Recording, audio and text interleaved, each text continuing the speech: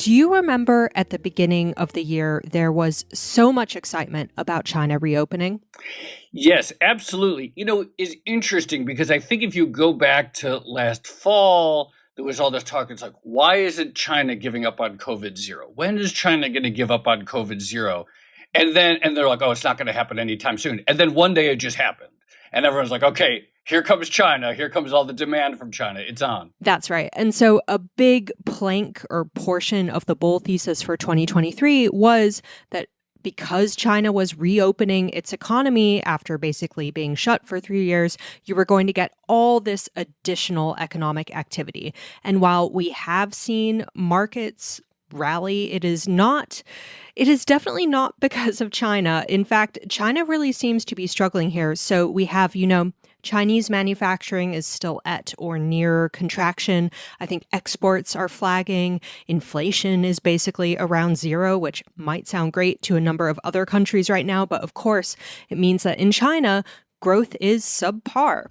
Yeah, I think the big story for the world too has been oil demand. And there was a lot of expectation that's like, okay, commodity prices are kind of soft, but China's going to reopen, oil demand is going to surge. And that was expected to contribute to further inflationary pressures throughout the world, oil, copper, etc. And so, that totally caught that market by surprise and changed a lot of the sort of macro dynamics globally that people were expecting. Yep. So now is the perfect time to dig into what is going on with the Chinese economy. And, to some degree, the weakness this year sort of highlights these longer term concerns around China.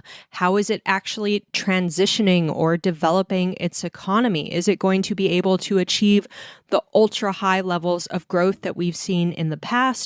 Or is it going to fall into something like a middle income trap? What's going on with Chinese local government debt? That's been in the headlines quite a bit recently. And all of that put together has given rise to this idea of Japanification risk for China. So the notion that you might have ultra high levels of debt that weigh on future growth because everyone has to spend their money basically paying down their debt rather than investing in new and exciting things.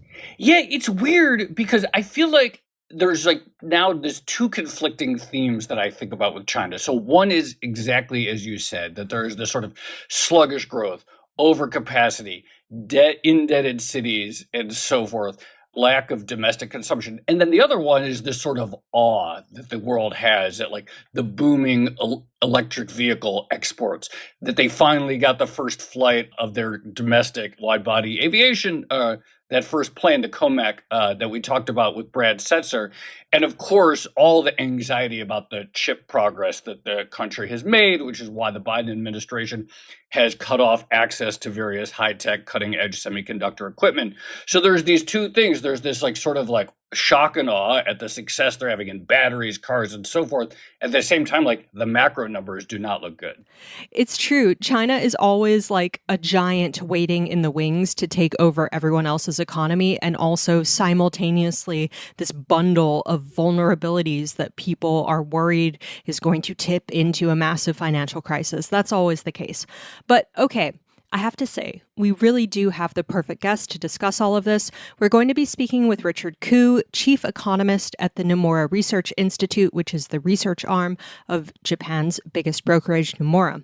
And of course, he is also the man who basically wrote the book on balance sheet recession. So, Richard, thank you so much for coming back on Odd Lots. Oh, thank you for having me. Yeah, really appreciate it. Maybe just to begin with, I know you've been talking and writing about this theme of a potential balance sheet recession in China. You also have a book that came out, I think it was just last year, called Pursued Economy, where you talk quite a lot about the trajectory of China's economy. But talk to us about what you're seeing now that suggests there may be signs of a Japan-style balance sheet recession in China. Well, a lot of Chinese journalists, economists have been contacting me on this issue also, that are we going to be Japan soon? Or are we already on that path?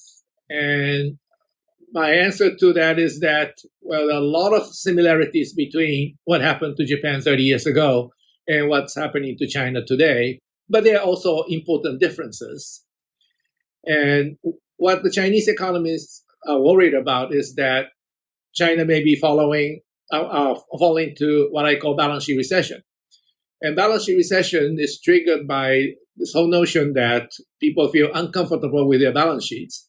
Suppose that the debt is too large relative to their assets. And that typically happens after bursting of a bubble. If the bubble is financed with debt and asset prices collapse, but the liabilities remain, people realize that their balance sheet's underwater. And if the balance sheet's underwater, you have to fix it. Well, how do you fix it? You pay down debt.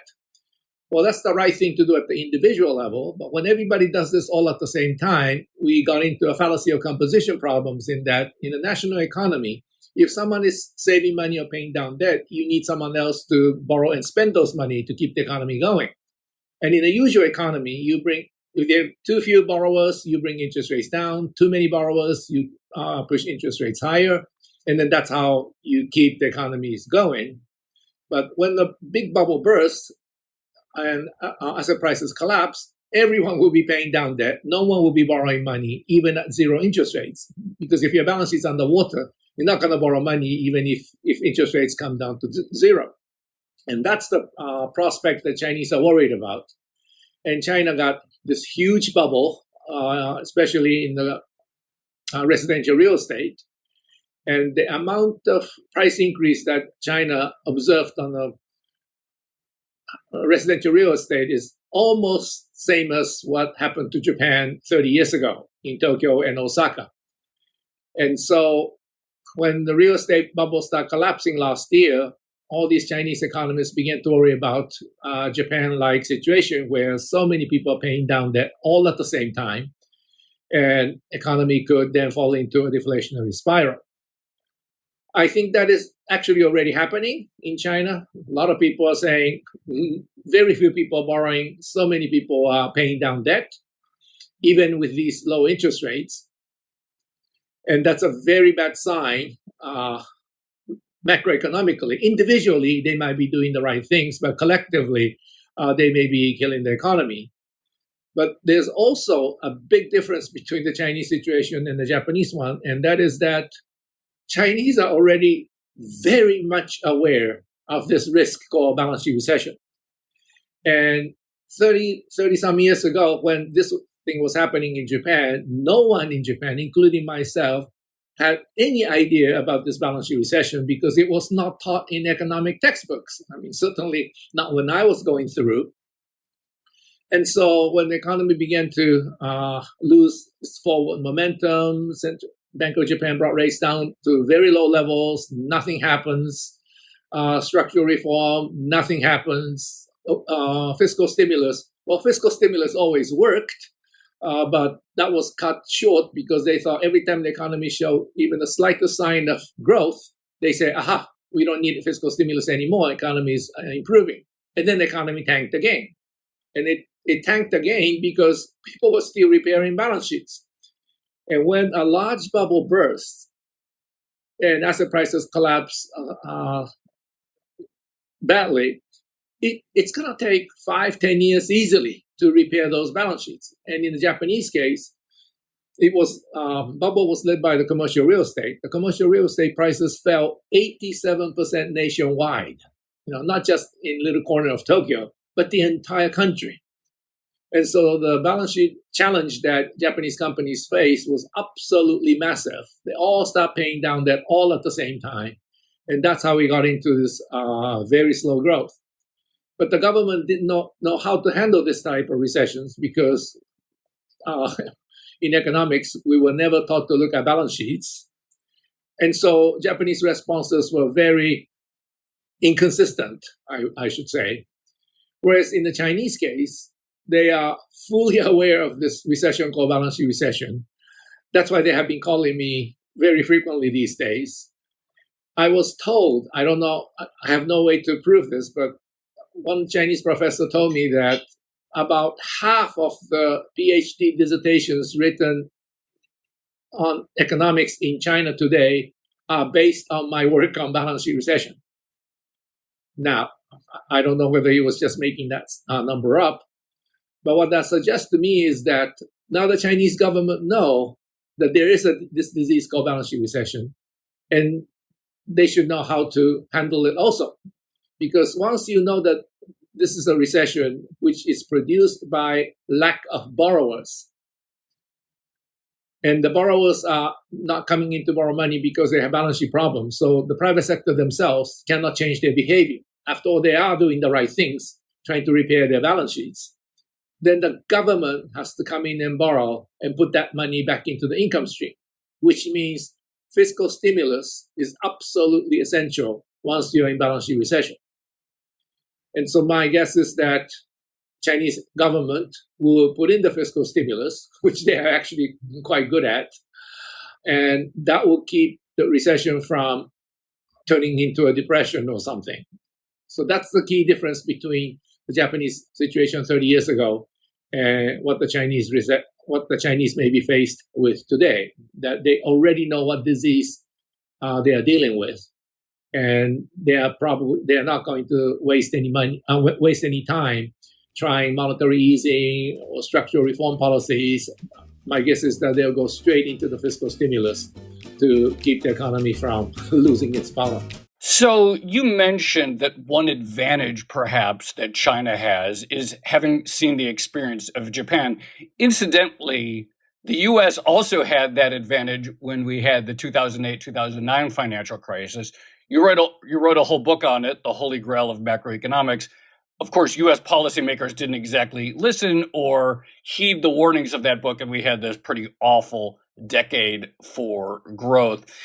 I'm curious, though, just in terms of balance sheets diving in, how do you see the distribution of debt in China? So the federal government doesn't have much debt. We know that. How much is it corporates versus real estate developers versus households versus local cities, municipalities? What does the distribution of debt in China look like? Well, can I first comment on your first comment about the U.S.? Sure. Well, when I was trying to explain to my former colleagues at the Federal Reserve that we were suffering from balance sheet recession in Japan and therefore we need fiscal stimulus, not structural reform, and as a former recipient of the doctoral fellowship from the Board of Governors, I have been, going back to the Fed to give seminars on this issue throughout the 90s. And as you mentioned just now, they did not take any of my warnings. I was bashed every step of the way with the Fed economists saying, come on, just Bank of Japan printing the money and everything will be fine. But I would try to explain that doesn't work when there are no borrowers. Well, once 2008 Lehman crisis happened, someone, I don't know who, brought my book to the attention of Chairman Bernanke. And he read it, The Holy Grail of Macroeconomics, the book you mentioned, and he told so many other people in the Federal Reserve to read it as well. And if you notice that at the beginning, he was arguing that, yes, monetary policy can handle it, as he was a disciple of Milton Friedman, who argued that if the Fed acted more responsibly during the Great Depression, things wouldn't have gone so bad. But after reading my book, he started talking about fiscal cliff, which is the opposite of what Friedman was saying. And I thought that was a very important change in the U.S. policy when Chairman Bernanke at various events kept on saying, we cannot afford to fall off the fiscal cliff. The government has to continue borrowing and spending money, meaning that fiscal policy is absolutely essential. And I think that is the key difference between the United States and Europe, because Europe really did not heed any of my advice, especially at the top level.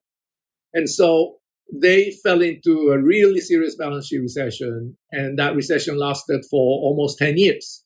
Whereas in the United States, which is the epicenter of this global financial crisis, because of the efforts made by Chairman Bernanke at the Fed and Larry Summers also, who actually endorsed my book, The Holy Grail of Macroeconomics, he talked about the importance of fiscal stimulus. It has to be speedy, substantial, and sustained.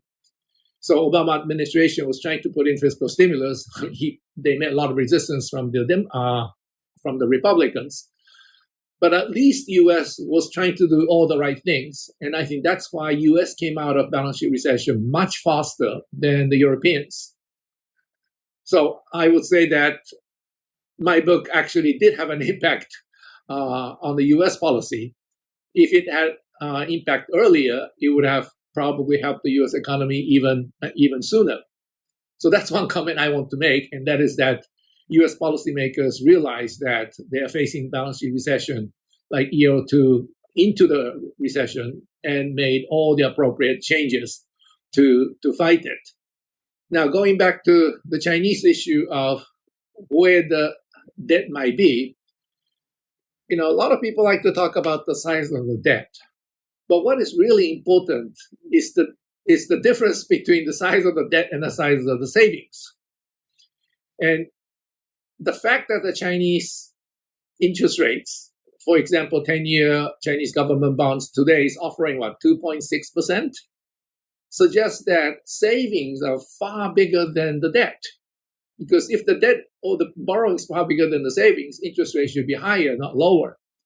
And the fact that 10-year government bonds is down to 2.6% suggests to me that overall, China's biggest problem is that there's too much savings relative to borrowings. So having said that, who has the capacity to borrow and spend this money? Well, as you correctly mentioned, the federal government or the central government probably has plenty of rooms left to borrow and spend. But the regional governments, I understand, are in very sad shape because they can't sell the land as easily or as expensively as before. And they have used up quite a bit of their resources in the previous years trying to support the economy, and also during the COVID-19. And so the feeling I get is that regional governments are really overburdened already, and probably they will require quite a bit of help from the central government going forward if they are going to be the one who will be actually implementing fiscal stimulus, which is needed during the balance sheet recession. So just on the idea of fiscal stimulus, historically, it does feel like a lot of China's stimulus has come in the shape of support measures to companies or these huge construction projects, big infrastructure and development projects of one sort or another. What would be the ideal form of stimulus this time around? Because, of course, China is trying to balance various needs and goals here. It's talked a lot about retooling its economy away from manufacturing and real estate and more towards consumption. And yet, historically, we haven't seen a lot of fiscal support for households and individuals. It just hasn't been a very big thing in China. In terms of, fiscal stimulus can come in various forms, right? You can have tax cuts as a form of fiscal policy, or government actually borrowing and spending money, and the spending can go to in very many different places. First of all, tax cuts during balance sheet recession is not going to be very effective.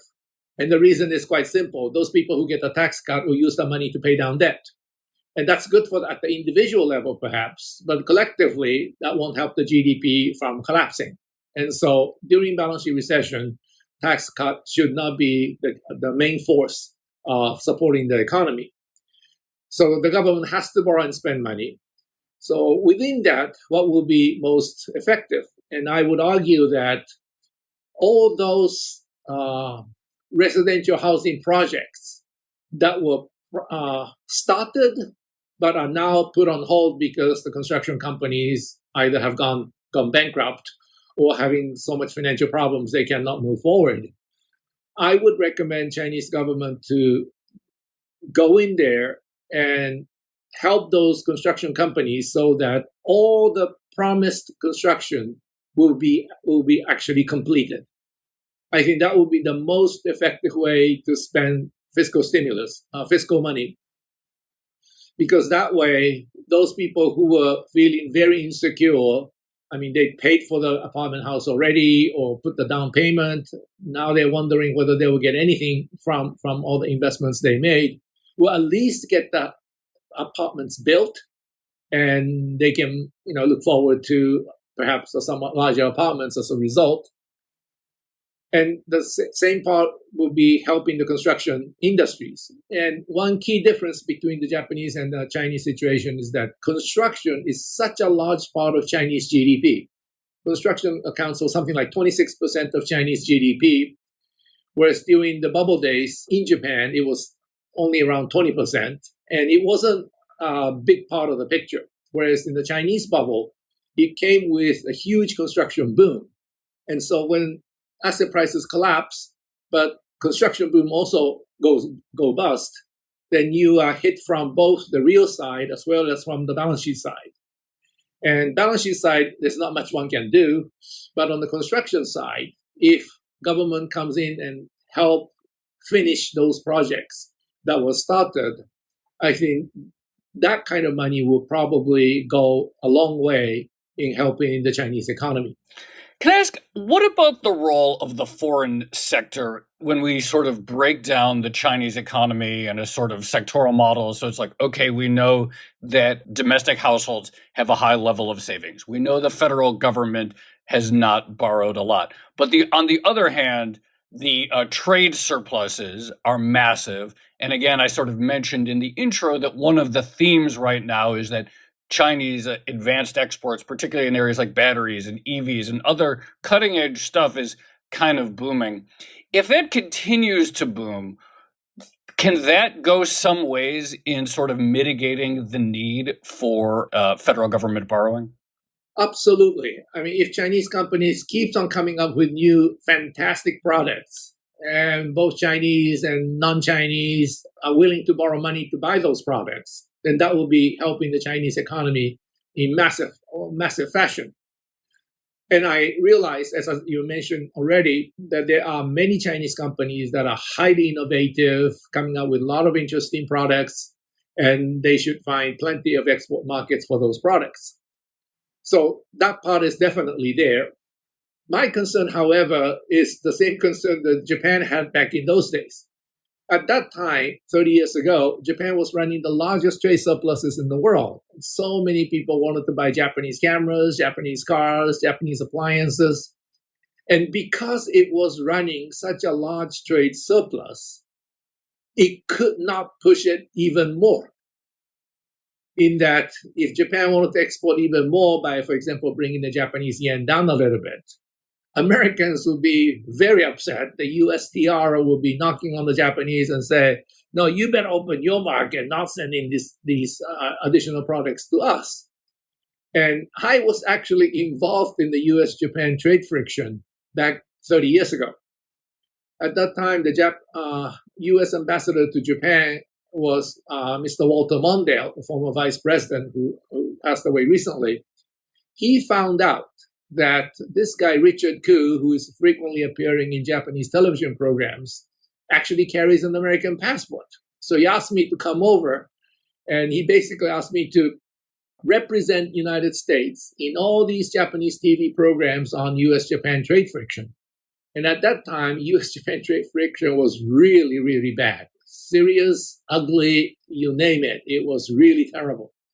So I would go to the U.S. Embassy to get a full briefing from staffers there, and then go to the television studios to try to explain the American position to the Japanese audience, even though I was actually employed by the Japanese Research Institute.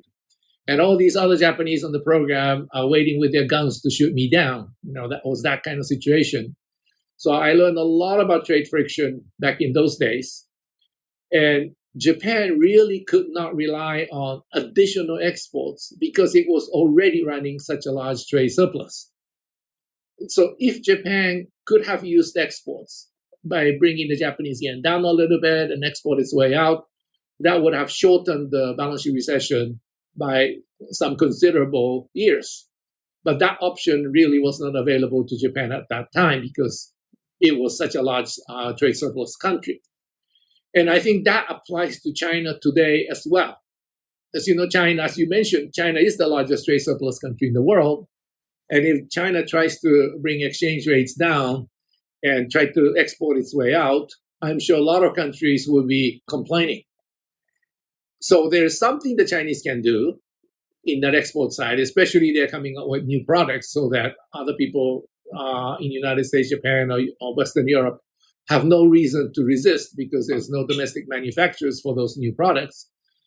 Still, overall, I don't think it's a good idea for China to rely too much on exports because that could produce backlash called trade friction, which is what Japan faced 30 years ago as well.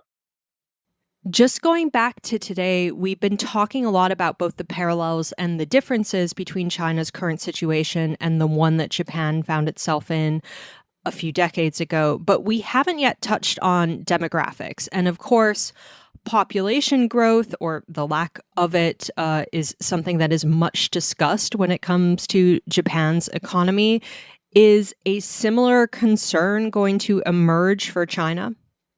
Well, I know that's the kind of a standard Washington consensus, if I may, on Japan.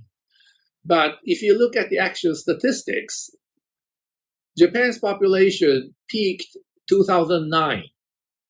What that means is that the bubble burst 1990, so there was 19 years, almost 2 decades, where Japanese population was actually growing. But Japan was still in deflation. In fact, that 20 years, Japan was experiencing the most serious deflation because everyone was paying down debt. And so I would argue that most of the decline that a lot of people refer to population, one can use that on perhaps the recent 10 years, but certainly not the first 20 years after the bursting of the bubble. The first 20 years came almost exclusively from balance sheet problems, not from population problems. Having said that, then you look at the Chinese situation, and we notice that Chinese population starts shrinking, well, this year or last year. That's the same year the bubble burst. So Japan had 19 years before the population starts shrinking. In the Chinese case, the bursting of the bubble and the decline of the population are happening on the same year. And that is likely to make Chinese policy response that much more challenging. You know, you mentioned that one constructive thing that the federal government in China or the central government could do is just make sure the apartments get built, that people have all this uncertainty because they put down payments on apartments. They're waiting for that. The developers are then hobbled, and that creates all kinds of stagnation. Suppose that happens. Is there something further that's next? Because presumably China doesn't want to just go back to the old model where construction is 25 or 26% of GDP, or presumably that wouldn't be your prescription to just go back. So let's say that somehow they were able to clean up the mess at the developers and removed some of that overhang. Is there some structural move that should be then done further, whether it's direct support to households, something with the safety net, et cetera, that the government should then undertake to sort of continue on these reforms and not fall back into a debt trap?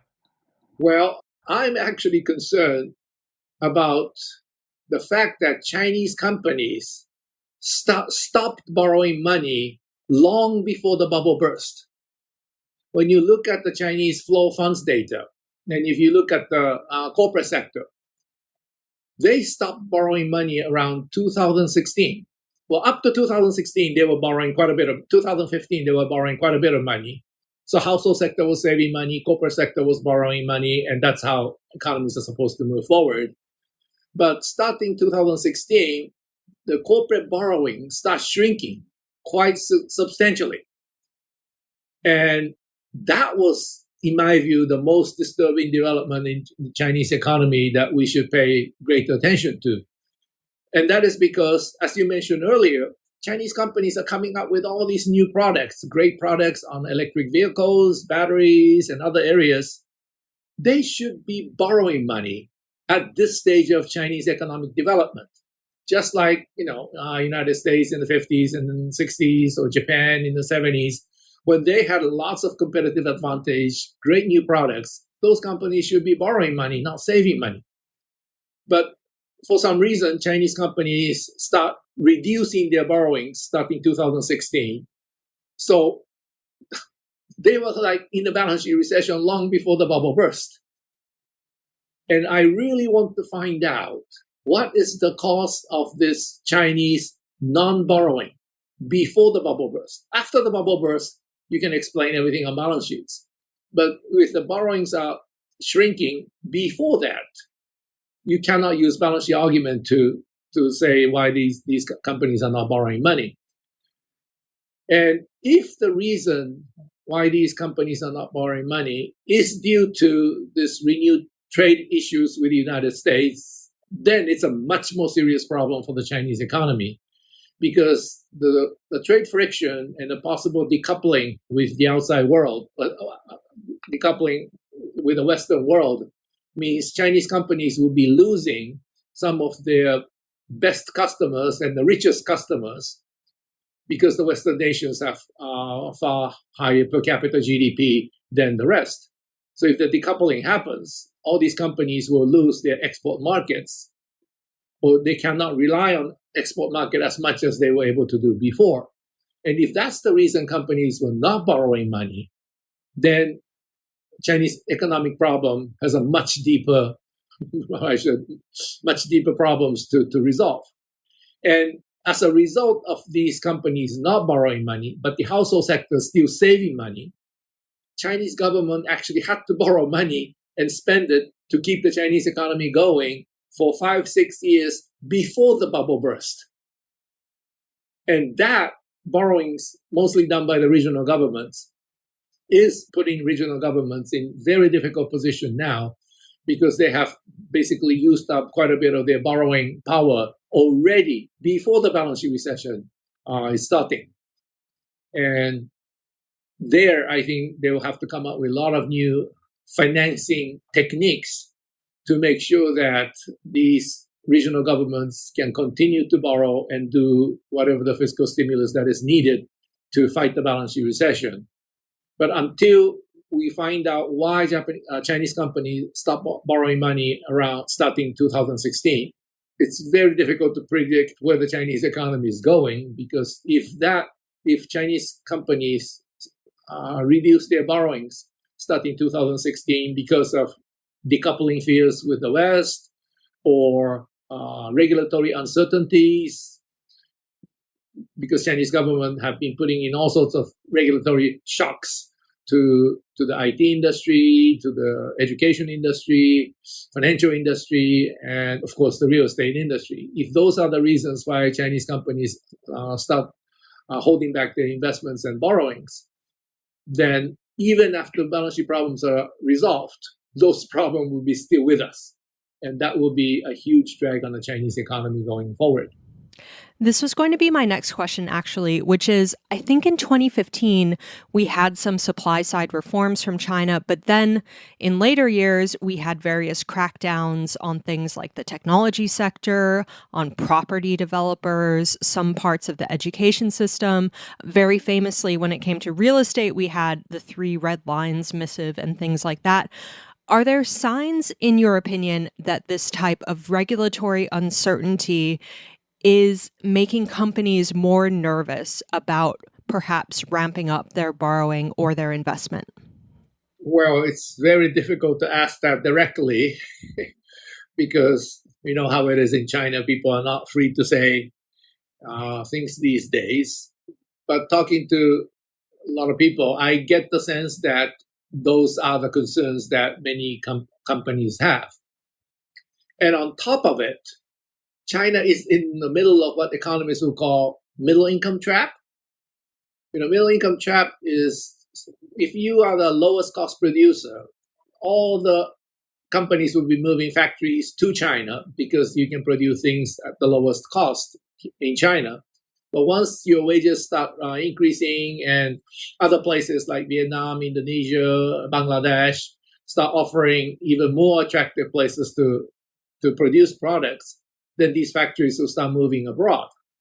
And China is in the middle of the middle income trap. It's a per capita GDP of about 120,000 US. At that point, they should be very careful to encourage more companies to come in and stay invested in China. But those regulatory interventions from the Chinese government is doing the opposite of what Chinese government should be doing.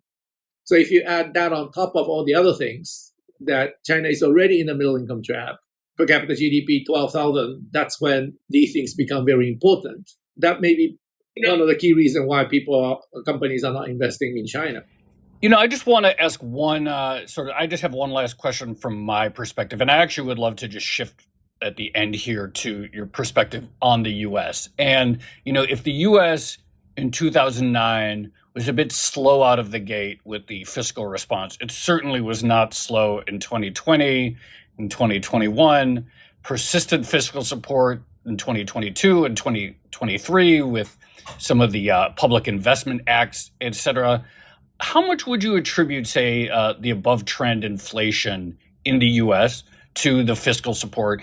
And do you see some sort of fiscal cutbacks as necessary in order to get inflation back to target, or can monetary policy and just sort of stabilization and normalization get the job done? Wow. So we are moving to the U.S., right? If I may.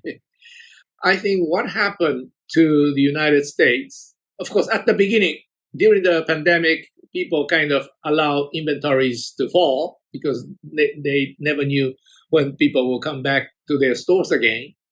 And then once they realized that COVID-19 problem is behind us, I don't know whether it's actually behind us because I'm seeing quite a few people getting sick recently, even in Taiwan. And so I don't know whether we are really behind this thing. But suddenly everybody started ordering for more goods to replenish their inventories. But here, of course, you get into a fallacy of composition problems again, right? If you're the only one doing it, it's not a big deal. But when everybody does it all at the same time, then there will be bottlenecks everywhere. And I think that's how the whole thing started. This inflation talk started.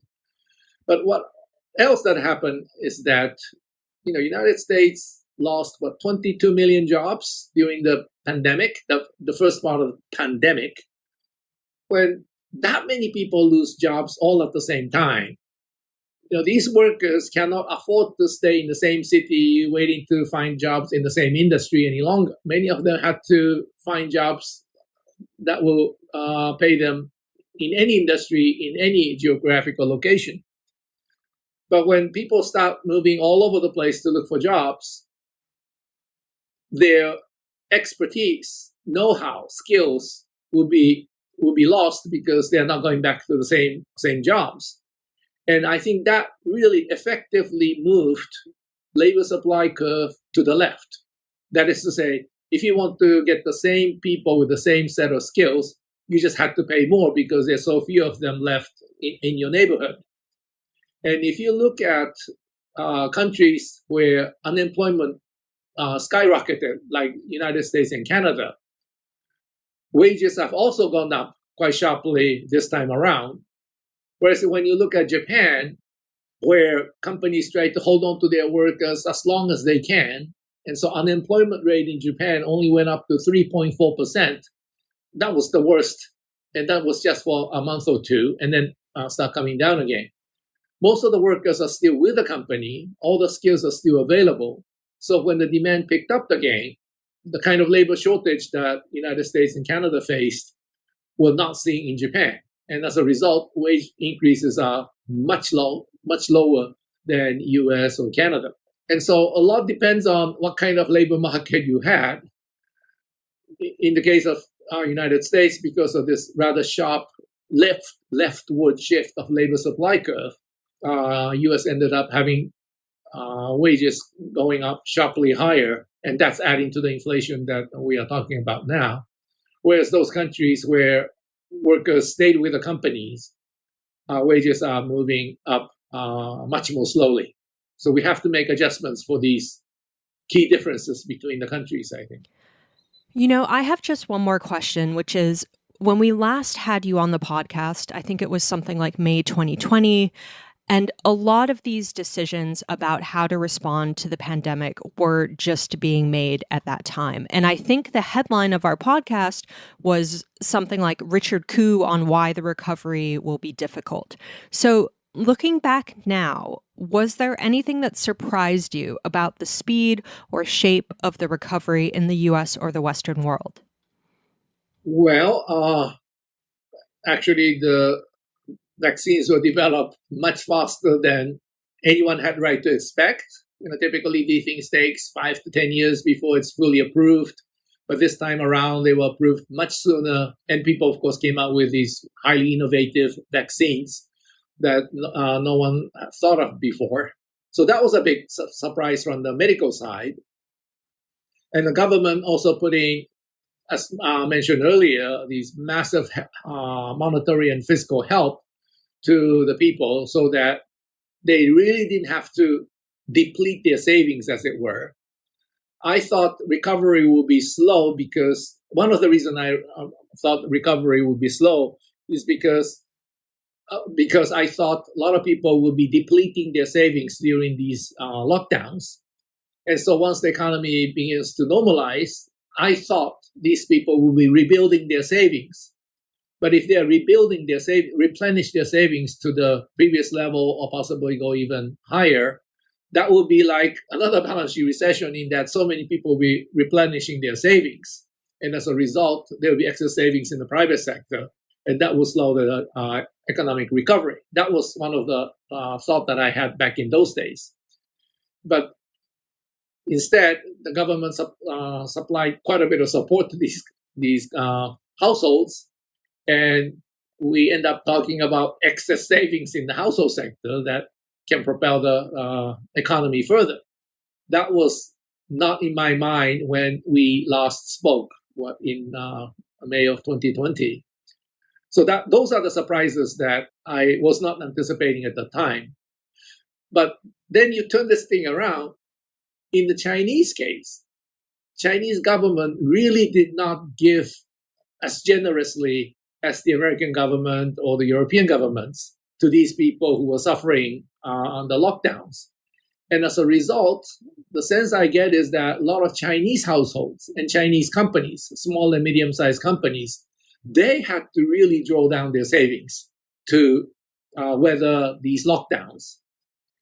And if those Chinese companies felt that they don't have enough savings to weather the future rainy days, and they would like to increase their savings to make sure that they have enough ammunition to fight the next round, then we may end up having something like balance sheet recession.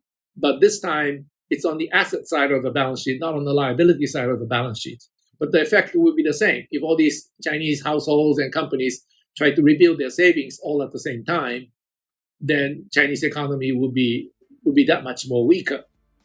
It's very difficult to get any data on something like this from the Chinese side, but my sense is that this could be a bigger problem in China than in the United States or in Europe.